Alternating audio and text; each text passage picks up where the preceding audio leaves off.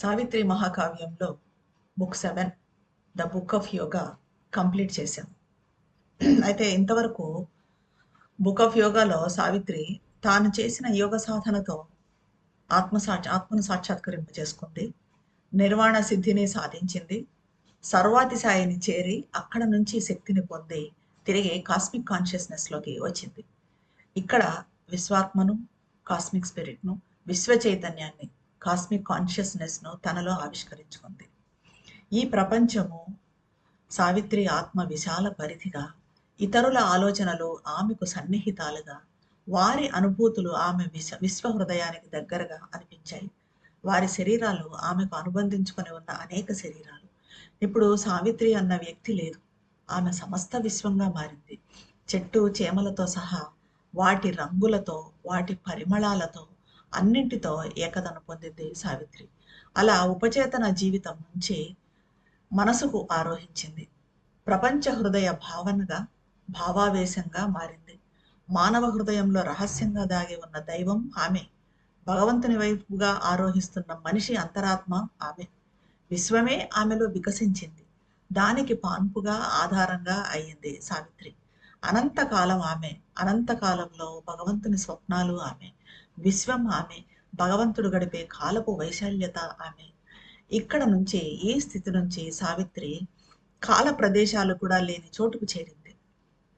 అతిచేతన ఆమె సహజ వాయువుగా, సూపర్ కాన్సియంట్ ఆమె సహజ వాయువుగా మారింది.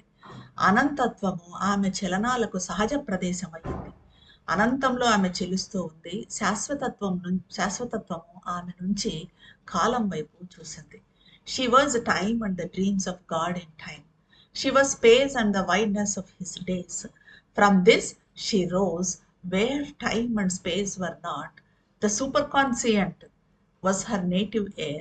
Infinity was her movement's natural space. Eternity looked out from her on time. అక్కడ నుంచి తాను పొందిన ఆ శాశ్వతత్వం నుంచి అక్కడే ఉండిపోకుండా క్రింద కాలంలో సావిత్రి తన కార్యం చేపట్టాలి. ఆ రోజు సత్యవంతుడు మరణించబోయే రోజు. సావిత్రి తాను పొందిన ఈ సిద్ధితో, ఈ సాక్షాత్కారాలతో, ఈ శక్తితో మృత్యువుతో తలపడాల్సి ఉంది. ఇంకా ఇక్కడ నుంచి మనము book 8 the book of death, ఇందులో సత్యవంతుడు ఎదుర్కోబోయే మరణం గురించి తెలుసుకోబోతున్నాము. Page number 562. Now it was here in this great golden dawn. By her still sleeping husband lain she gazed into her past as one about to die, looks back upon the sunlit fields of life where he too ran and sported with the rest, lifting his head above the huge dark stream into whose depths he must forever plunge. All she had been and done she lived again, the whole year in a swift and eddying race of memories swept through her and fled away into the irrevocable past. Then silently she rose and service done, bowed down to the great goddess simply carved by Satyavan upon a forest stone. What prayer she breathed, her soul and Durga knew. Perhaps she felt in the dim forest hues the infinite mother watching over her child. Perhaps the shrouded voice spoke some still word. ఆ సువర్ణ ఉషోదయాన నిద్రిస్తూ ఉన్న సత్యవంతుని పక్కన కూర్చొని ఉన్న సావిత్రి గతంలోకి వీక్షించింది. వ్యక్తి మరణించబోయే ముందు తన చుట్టూ అలుముకొని ఉన్న మహా అంధకారానికి పైన తాను మునగబోయే లోతులలో శిరస్సును పైకి లేపి ఎలా అయితే గతంలో తాను గడిపిన జీవితాన్ని, ఆ సంఘటనలను, ఇతరులతో ఆనందించిన ప్రకాశమాన జీవితాన్ని అవలోకనం చేసుకుంటాడో అలా సావిత్రి కూడా తనలోకి తాను చూసుకుంది. తాను ఎలా ఉందో, ఏం చేసిందో అంతా తిరిగి సజీవమయ్యింది. గత సంవత్సర జ్ఞాపకాలు ఆమెలో వేగంగా సుడులు తిరుగుతూ మళ్ళీ దొరకని గతంలోకి, గతం అన్నది ఎప్పుడు మళ్ళీ మళ్ళీ దొరికేది కాదు, అలాంటి గతంలోకి పరుగు తీశాయి. సావిత్రి సత్యవంతుడు కలవటము, ప్రేమించటము, సత్యవంతుని మరణం గురించి నారద మహర్షి భవిష్యవాణి, ఇదంతా కూడా బహుశా గుర్తొచ్చి ఉంటుంది సావిత్రికి. నిశ్శబ్దంగా లేచి పనిలో నిమగ్నమయ్యింది సావిత్రి. ఒక అడవి శిలపై, ఒక అడవి రాయిపై సత్యవంతుడు చెక్కిన దేవతకు ప్రణమిల్లింది. ఆమె నుంచి మరి ఏ ప్రార్థన వెలువడిందో ఆమె అంతరాత్మకు ఆ దుర్గామాతకు మాత్రమే తెలుసు. మసక చీకటితో ఉన్న ఆ మహారణ్యంలో అనంత దివ్యమాత తన బిడ్డను గమనిస్తున్నట్టుగా అనుభూతి చెందింది. దివ్యమాత రహస్యంగా ఆమెకు మాత్రమే ఏదో పదాన్ని వినిపించి ఉంటుంది. At last she came to the pale mother queen. She spoke but with guarded lips and tranquil face, lest some stray word or some betraying look should let pass into the mother's unknowing breast, slaying all happiness and need to live, a dire foreknowledge of the grief to come. Only the needed utterance passage found. All else she pressed back into her anguished heart and forced upon her speech an outward peace. She said, 1 year that I have lived with Satyavan, here on the emerald edge of the vast woods, in the iron ring of the enormous peaks, under the blue rifts of the forest sky, I have not gone into the silences of this great woodland that enringed my thoughts with mystery, nor in its green miracles wandered. But this small clearing was my world. Now was a strong desire seized all my heart to go with such a one, holding his hand into the life that he has loved and touched. Herbs he has trod, and know the forest flowers, and hear at ease the birds and the scurrying life that starts and ceases, rich far rustle of boughs, and all the mystic whispering of the woods. Release me now and let my heart have rest. అన్నది సావిత్రి. చేయాల్సిన పనులన్నింటినీ పూర్తి చేసుకుంది. చివరగా వృద్ధ రాణిమాత వద్దకు వచ్చింది. సత్యవంతుని తల్లి దగ్గరకు వచ్చింది సావిత్రి. అతి జాగ్రత్తగా మాట్లాడుతూ ప్రశాంత వదనంతో ఆమె సంభాషించింది. ఎందుకంటే సత్యవంతుని తల్లికి తన ఏకైక పుత్రుడు ఎంతో అపురూపంగా పెంచుకొని ఎంతగానో ప్రేమిస్తున్న సత్యవంతుడు ఆ రోజు మరణించబోతున్నాడు అని తెలీదు. విషయం తెలియని మాతృహృదయంలోకి జరగబోయే దుర్ఘటన గురించిన అశుభ వచనం లేదా చూపు ఆమె నుంచి పోకుండా సోకకుండా జాగ్రత్త పడింది. అవసరమైన మేరకు మాత్రమే మాట్లాడింది. ఎక్కువ మాట్లాడితే ఎక్కడ తన లోపలి దుఃఖం బయటపడుతుందో అని మిగిలిందంతా కూడా తన బాధాకర హృదయంలో అణచివేసి బాహ్యంలో ప్రశాంతతను ఒలుకుపోస్తూ చాలా ప్రశాంతంగా ఉన్నట్లుగా నటిస్తూ ఆమెతో సత్యవంతుని తల్లితో ఆ వృద్ధ రాణిమాతతో సావిత్రి ఇలా అన్నది. ఇక్కడ విస్తార అరణ్యాల హరిత సరిహద్దుపై నీలి గగనం క్రింద మహాపర్వతాలు దృఢ వలయాకారంలో చుట్టుకొని ఉన్న చోట మహాపర్వతాలు చుట్టుకొని ఉన్న చోట 1 సంవత్సరం పాటు సత్యవంతునితో కలిసి జీవించాను. కానీ నా ఆలోచనలను తన మార్మికతతో ఆకట్టుకునే ఈ మహా అరణ్య నిశ్శబ్దాలలో, ఈ హరిత అద్భుతాలలో ఇంతవరకు నేను సంచరించలేదు. ఈ చిన్న పర్ణశాలే నా ప్రపంచంగా జీవించాను. ఎందుకంటే ఆమె అక్కడే ఉంటూ ఉంది. సత్యవంతుడు మార్నింగ్ పనికి వెళ్ళేసి ఈవినింగ్ వస్తూ ఉన్నాడు. చెట్లు కొట్టుకోవడము ఇలాంటివి చేసి ఆమె తన అత్తమామలకు సేవ చేసుకుంటూ వంట చేసుకుంటూ అక్కడంతా క్లీన్ చేసుకుంటూ ఉంటుంది. కాబట్టి ఈ చిన్న పర్ణశాలే నా ప్రపంచంగా జీవించాను. ఇప్పుడు ఒక బలమైన కోరిక నా హృదయాన్ని స్వాధీనం చేసుకుంది.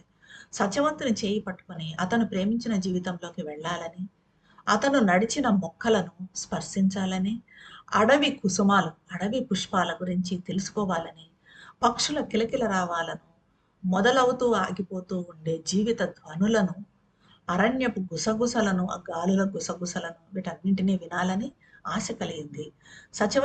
సత్యవంతునితో వెళ్లేందుకు నాకు అనుమతినిచ్చి నా హృదయానికి విశ్రాంతినివ్వండి అని కోరింది సావిత్రి తన అత్తగారితో. She answered. ఎవరైనా కాదనగలుగుతారా?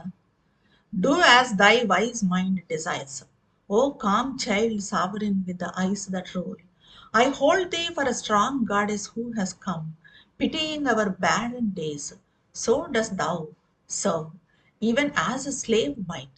Yet art thou beyond all that thou doest. All our minds conceive, like the strong sun that serves earth from above.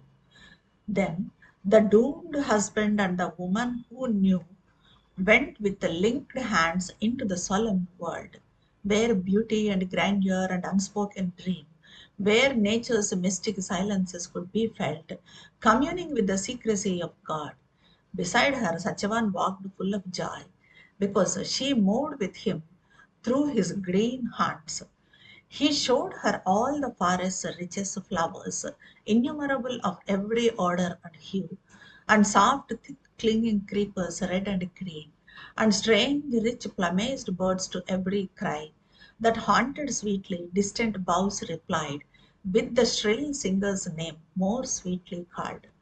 Savitri అంత వినయంగా చేసుకున్న విన్నపాన్ని అత్తమామలకు అంతగా సేవలు అందిస్తూ ఉన్న ఒకప్పటి యువరాణి కోరికను ఎవరైనా కాదనగలరా? సత్యవంతుని తల్లి సావిత్రితో ఇలా అన్నది. నిశ్శబ్దంగా పరిపాలించే నేత్రాలు గల సర్వాతిశయ పుత్రిక, నిశ్శబ్దంగా ఉంటూ సమస్తాన్ని పరిపాలించే శక్తి నీకు ఉంది. నీ మనసు కోరిన విధంగా చెయ్యి.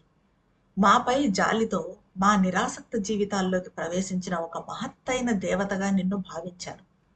మా పైన జాలిపడి నువ్వు మా జీవితంలోకి ఇలా వచ్చావు అని ఒక దేవతగా నేను ఇంతవరకు భావించాను. అలాగే ఒక సేవకురాలిలా మాకు సేవ చేస్తూ ఉన్నావు. అయినా మా మనసులు భావించే దానికన్నా ఎంతో ఉన్నతం నుంచి పృథ్వీకి సేవ చేసే సూర్యుని వంటి దానివి నువ్వు. మా మనసులు భావించే దానికన్నా, మా భావన కన్నా ఎంతో ఉన్నతమైన దానివి నువ్వు. ఎలాంటి దానివి? సూర్యుడి లాంటి దానివి. సూర్యుడు ఎక్కడో ఉండి పైనుండి తాను మండిపోతూ ప్రపంచానికి కాంతి కిరణాలు ఇస్తున్నాడు. అలాంటి దానివే నువ్వు అంటూ సత్యవంతుని తల్లి సావిత్రికి తన అంగీకారాన్ని తెలిపింది. అప్పుడు విధి వంచిత పతి సత్యవంతుడు, సర్వము ఎరిగిన సతి సావిత్రి, జరగబోయేదంతా తెలిసిన సావిత్రి ఆ ప్రశాంత అరణ్య ప్రదేశంలో సంచరించడానికి ఇద్దరు బయలుదేరారు.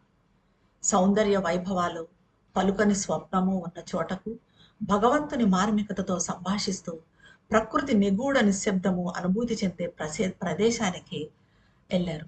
సావిత్రి ప్రక్కనున్న సత్యవంతుడు చాలా సంతోషంగా ఉన్నాడు. ఎందుకంటే తనకు అత్యంత ప్రియమైన సావిత్రి, ఇంతవరకు సావిత్రి ఎప్పుడు అతనితో పాటు బయటకు రాలేదు, అడవిలోకి రాలేదు. అలాంటి సావిత్రి తాను తిరిగిన హరితవనాల్లో తనతో పాటు ఇప్పుడు సంచరిస్తూ ఉంది, తనతో పాటుగా తిరుగుతూ ఉంది. సమస్త వన సంపదలను ఆమెకు చూపిస్తూ ఉన్నాడు. ఎందుకంటే అతను ఆల్రెడీ అక్కడంతా తిరిగి మొత్తం అన్నీ తెలుసు కాబట్టి ప్రతి దాన్ని చూపిస్తూ ఆమెకు ప్రతి చెట్టు గురించి, ప్రతి పుట్ట గురించి వివరిస్తూ ఉన్నాడు. బహుళ వర్ణాల పరిమళాల అసంఖ్యాక కుసుమాలను, ఎరుపు పసుపు రంగులతో అల్లుకుపోయిన సున్నితలతను, సమృద్ధ ఈకలతో కృంగొత్త విహంగాలను, వృక్ష శాఖలలో మధురంగా వినిపిస్తున్న పక్షుల స్వరాలను, వీటన్నింటినీ సావిత్రికి చూపిస్తూ ముందుకు సాగారిద్దరు. సత్యవంతుడు తాను ప్రేమించిన విషయాల గురించి వివరిస్తున్నాడు. ఇదిగో ఈ చెట్టు నాకు ఇష్టము, ఈ పూలు నాకు ఇష్టము, ఇక్కడ ఈ ప్రదేశంలో నిశ్శబ్దంగా ఉంటుంది, ఇక్కడ ధ్యానం చేసుకోవటానికి బాగుంటుంది, ఇక్కడ నాకు ఇష్టము. అలా అన్ని చూపించుకుంటూ అన్ని విషయాలను తాను ఏ ఏ ప్లేసెస్ని అయితే ప్రేమించాడో వాటిని అన్నింటినీ వివరించుకుంటూ ముందుకు సాగుతూ ఉంటారు. అతను చూపిస్తున్నవన్నీ అతని బాల్య స్నేహితులు. ఈ పక్షులు, జంతువులు ఇవన్నీ కూడా అతని బాల్య స్నేహితులు, జీవిత సమకాలీనులు. అతని సంగతి మనకు తెలిసిందే. అతను ఎలా పెరిగాడు? ప్రకృతి మాత ముద్దుబిడ్డగా పెరిగాడు. అక్కడున్నవి అరణ్యమాత ముద్దుబిడ్డగా పెరిగాడు. ఆ అరణ్యంలో ఉన్నవన్నీ కూడా అతనికి సహచరులు, ఫ్రెండ్స్, సమకాలీనులు. అక్కడి ప్రపంచంలోని ప్రతి దాని చిత్తవృత్తి, ప్రతి దాని చైతన్యంతో అతను మమేకమయ్యాడు. ప్రతి దాని మనసు అతనికి తెలుసు. He spoke of all the things he loved they were, his boyhood's comrades and his playfellows, covels and companions of his life, here in this world whose every mood he knew, their thoughts which to the common mind are blank. He shared to every wild emotion felt an answer. Deeply she listened, but to hear the voice that soon would cease from tender words, and treasure its sweet cadences beloved, for lonely memory when none by her walked, and the beloved voice could speak no more, but little dwelt her mind upon their sense of death, not life. She thought her life's lone end. Love in her bosom hurt with the jagged edges of anguish, moaned at every step with pain, crying, now, perhaps his voice will cease forever. Even by some vague touch oppressed, sometimes her eyes looked round as if their orbs might see the dim and dreadful God's approach. సత్యవంతుడు తాను ప్రేమించిన విషయాల గురించి వివరిస్తూ ఉన్నాడు. అతను చూపిస్తున్నవన్నీ అతని బాల్య స్నేహితులు, జీవిత సమకాలీనులు, సహచరులు. అక్కడి ప్రపంచంలోని ప్రతి దాని చిత్తవృత్తి సత్యవంతుడికి తెలుసు. సాధారణ మనసు అర్థం చేసుకోలేని వాటి భావనలను అతను పంచుకున్నాడు. అడవిలోని ప్రతి భావోద్వేగానికి ఒక ప్రతిస్పందనను అనుభూతి చెందాడు. చెట్లు కానీ, జంతువులు కానీ. ఇవన్నీ సత్యవంతుడు చెబుతూ ఉండగా కొద్ది కాలంలో పదాల నుంచి విరమించుకోబోయే ఆ స్వరాన్ని, అంటే కొంచెం సేపు అయితే సత్యవంతుడు మృత్యువాత పడతాడు, ఆ స్వరం ఆగిపోతుంది అని సావిత్రికి తెలుసు. ఆ విరమించుకోబోయే స్వరాన్ని, కొంచెం కాలంలో విరమించుకోబోయే ఆ స్వరాన్ని సావిత్రి గాఢంగా పూర్తి ఏకాగ్రతతో విన్నది. తాను ప్రేమించిన స్వర మాధుర్యత నిధిని, తాను ఎంతగానో ప్రేమించిన సత్యవంతుని స్వరంలోని మాధుర్యతను ఒక నిధిలాగా ఆమె హృదయంలో పదిలపరుచుకుంది. కానీ అతను చెప్పే విషయాల మీద ఆమె మనసు నిలవటం లేదు. జీవన్మరణాల గురించి కానీ, జీవితపు ఒంటరి అంతం అయిన మృత్యువు గురించి కానీ ఆమె ఆలోచించటం లేదు. ఆమె హృదయంలోని ప్రేమ అతను వేసే ప్రతి అడుగులో వ్యధతో ఆక్రందించింది. ఇప్పుడే అతని స్వరం శాశ్వతంగా మూసుకుపోతుంది. అంటే ఆమె అనుకుంటూ ఉంది, ఆక్రందిస్తూ ఉంది. లోపల పైకి సత్యవంతుని మాటలు వింటూ సంతోషంగా ఉన్నట్టు కనిపిస్తుంది, కానీ లోపల ఆమె బాధతో ఆక్రందిస్తూ ఉంది. ఇప్పుడే ఇంకా కొంచెం సేపట్లోనే అతని స్వరం శాశ్వతంగా మూసుకుపోతుంది. అతని కళ్ళు మూతబడతాయి. ఈ శరీరం ఇంకా నా నుంచి దూరం అవుతుంది, ఇలా అనుకుంటూ ఉంది. కొంత అస్పష్ట స్పర్శ పీడిస్తున్న ఆమె నేత్రాలు అస్పష్టంగా సమీపించబోయి మృత్యుదేవతను చూడాలని అటు ఇటు తిరుగుతూ ఉన్నాయి. ఎప్పుడో మృత్యుదేవత వస్తాడు, సత్యవంతుని ప్రాణాలు తీసుకుంటాడు. అతన్ని నేను ఎదుర్కోవాలి, ఎక్కడ మృత్యుదేవత అంటూ అతన్ని వెతుక్కుంటూ ఆమె కళ్ళు అటు ఇటు తిరుగుతూ ఉన్నాయి. But Satyavan head passed. ఒక నిమిషం ఆగాడు సత్యవంతుడు. He meant to finish his labor here, that happy linked uncaring. They too might wander free in the green deep primeval mystery of the forest's heart. A tree that raised its tranquil head to heaven, luxuriating in verdure, summoning the breeze with the amorous wideness of its boughs. He chose, and with his steel assailed the arm, brown, rough, and strong, hidden in its emerald tress. Wordless, but near she watched, to turn to lose of her the bright face and body which she loved. Her life was now in seconds, not in hours, and every moment she economized. Like a pale merchant leaned above his store, the miser of his poor remaining gold. But Satyavan wielded a joyous axe. సత్యవంతుడు ఆగాడు. తన పని పూర్తిగా complete చేసుకొని, తొందరగా చేసేసుకొని, సంతోషంగా చేయి కలిపి, దేన్ని లెక్క పెట్టకుండా సావిత్రితో కలిసి ఆ అరణ్య హృదయంలోని మార్మికతలతో, అక్కడున్న ఆ నిగూఢతలతో విహరించాలి అని అనుకున్నాడు. అది చేయాలంటే అతను తొందరగా పని కంప్లీట్ చేసుకోవాలి, ఫ్రీ కావాలి, చెట్లు కొట్టి కట్టెలు తీసుకొని పోవాలి. అక్కడ తన ప్రశాంత శిరస్సును స్వర్గం వైపుగా ఎత్తి హరిత భోగాన్ని అనుభవిస్తున్న ఒక వృక్షం కనిపించింది. అక్కడ ఒక వృక్షాన్ని చూశాడు. అది ఎలా ఉందంటే, ప్రశాంతంగా తన శిరస్సు పైకి స్వర్గం వైపుగా ఎత్తినట్టుగా, ఆ భోగాన్ని అనుభవిస్తూ ఉన్న, ఆనందాన్ని అనుభవిస్తూ ఉన్నట్టుగా ఒక వృక్షం కనిపించింది. దాన్ని ఎంచుకున్నాడు సత్యవంతుడు. దాన్ని ఎంచుకొని తన గొడ్డలితో ఎండి గోధుమ వర్ణంలో ఉన్న కొమ్మ పైకి గొడ్డలు లేపాడు. ఇప్పుడు ఆ వృక్షంలో కూడా ఎండిన ఒక కొమ్మను చూసుకున్నాడు. గోధుమ వర్ణంలో ఉన్న ఒక కొమ్మను చూసుకొని దాన్ని కొట్టడానికని తన గొడ్డల్ని పైకి లేపాడు. సావిత్రి ఏం మాట్లాడకుండా పదరహితంగా దగ్గర నుంచి అతన్ని గమనిస్తూ ఉంది. ఆమె ప్రేమిస్తున్న ప్రకాశిత వదనాన్ని, ఆ శరీరాన్ని త్వరలో కోల్పోతుంది. ఆ తర్వాత కొంచెం సేపటికి అతని మొహము కనిపించదు, అతని శరీరము కనిపించదు. దాన్ని ఆమె కోల్పోతుంది. ఆమె జీవితం ఇప్పుడు గడియలలో కాదు, క్షణాలను ఎంచుకుంటోంది. గడియలు కూడా కాదు, క్షణాలను లెక్క పెట్టుకుంటోంది సావిత్రి. ఇక్కడే ఇతని శరీరం నాకు దూరం అవుతుంది, ఇతని స్వరం నాకు దూరం అవుతుంది, ఇతని వదనం నాకు దూరం అవుతుంది అనుకుంటూ, ఒక లోభి మిగిలిన తన బంగారాన్ని లెక్క పెట్టుకుంటూ ఎలా నిలబడతాడో అలా ఆమె ప్రతి క్షణాన్ని పొదుపు చేసుకుంటూ ఉంది. అతను మాట్లాడే ప్రతిదాన్ని ఒక వజ్రంలాగా లోపల పెట్టుకుంటుంది. ప్రతి క్షణాన్ని, అతనితో గడిపే ప్రతి క్షణాన్ని పొదుపు చేసుకుంటుంది. సత్యవంతుడు సంతోషంగా తన గొడ్డల మీద అధికారం చెలాయిస్తున్నాడు. గొడ్డలు ఎత్తి ఇంక కొట్టబోతున్నాడు సత్యవంతుడు. He sang high snatches of a sage's chant, that peal of conquered death and demons slain, and sometimes paused to cry to her sweet speech of love and mockery tenderer than love. She like a pantheress leaped upon his words and carried them into her cavern heart. But as he worked, his doom upon him came. The violent and hungry hounds of pain travelled through his body, biting as they passed silently, and all his suffering breath besieged, strove to rend life's strong heart cords and be free. Then helped, as if a beast had left its prey, A moment in a wave of rich relief, reborn to strength and happy ease he stood, rejoicing and resumed his confident toil, but with less seeing strokes. మృత్యువును రాక్షస వధను జయించిన ఋషుల గీతాలను స్తుతిస్తూ పనిచేసుకుంటూ ఉన్నాడు సత్యవంతుడు. మృత్యుంజయ మంత్రం అనుకోండి. మృత్యువును రాక్షస వధను జయించిన ఋషులు ఏ ఏ గీతాలు అయితే వాళ్ళు ఏర్పరిచారో వాటిని ఆ మంత్రాలను స్తుతిస్తూ పనిచేసుకుంటూ ఉన్నాడు.